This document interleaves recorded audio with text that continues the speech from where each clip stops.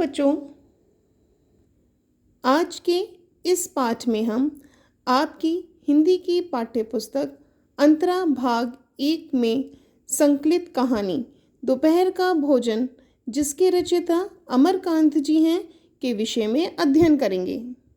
प्रस्तुत कहानी दोपहर का भोजन में लेखक हरिशंकर परसाई जी ने बहुत ही उत्कृष्ट रूप में गरीबी से जूझ रहे एक निम्न मध्य परिवार की कहानी को उजागर किया है। गरीबी से संघर्ष कर रहा मध्य परिवार कैसे भावी उम्मीदों पर टिका हुआ है। इस कहानी में समाज में व्याप्त गरीबी को चिन्हित किया गया है। मुंशी जी के पूरे परिवार का संघर्ष भावी उम्मीदों पर ही टिका है।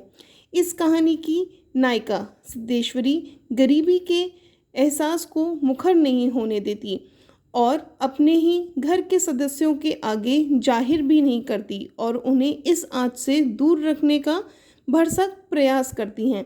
उन्होंने मध्यवर्गीय परिवार की वास्तविकता को बड़ी ही सादगी और सरल शब्दों में बहुत ही सहजता से उत्कृष्ट रूप में प्रस्तुत किया है।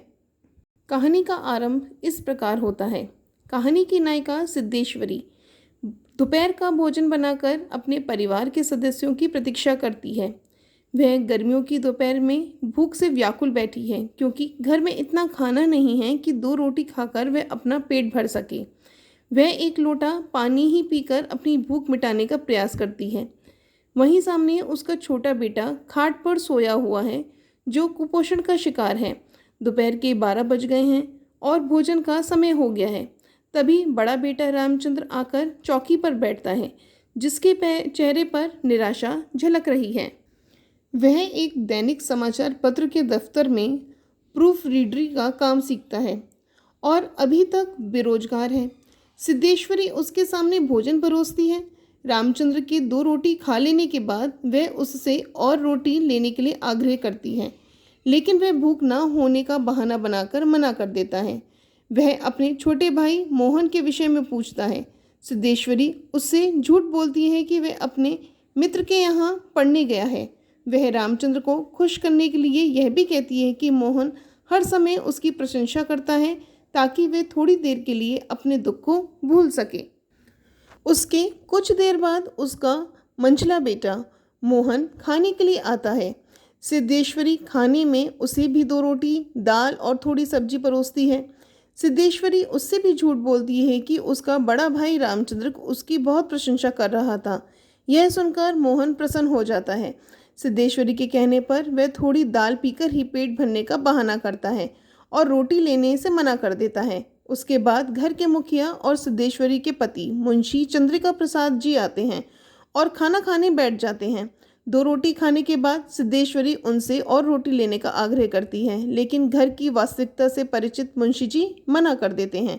उसके सामने भी सिद्धेश्वरी दोनों बेटों की प्रशंसा करती है, ताकि उनमें एकजुटता बनी रहे। सबके खाने के बाद सिद्धेश्वरी खाना खाने बैठती है, जिसके हिस्से में केवल 1 रोटी ही आती है। तभी उसकी नज़र उसके छोटे बेटे प्रमोद पर पड़ती है, जो सोया हुआ था। वह उसके लिए आधी रोटी रखकर स्वयं आधी रोटी खाकर पानी पी लेती है। खाना खाते समय उसकी आंखों से बहते आंसू उसकी विवशता और बयान करते हैं। पर्याप्त भोजन ना होने के कारण भूख होते हुए भी वह भरपेट खाना नहीं खा पाती है।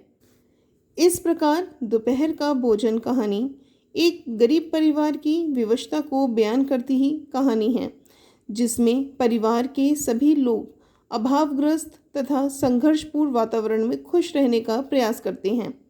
इस कहानी की नायिका सिद्धेश्वरी जानती है कि उसका परिवार गरीबी की वजह से पीड़ित है। ऐसी स्थिति में परिवार में कलेश उत्पन्न होना सहज बात होती है, इसलिए वह एक दूसरे सदस्य के बारे में झूठ बोलकर परिवार को जोड़ने का भरसक प्रयास कर रही थी। इस प्रकार वह परिवार की गृहिणी होने का अपना कर्तव्य भी पूरा कर रही थी, साथ ही अपने घर के सभी सदस्यों को एक साथ रखने का फर्ज भी निभा रही थी। तो बच्चों, आप इस कहानी को ध्यान से पढ़ें और समझें। धन्यवाद।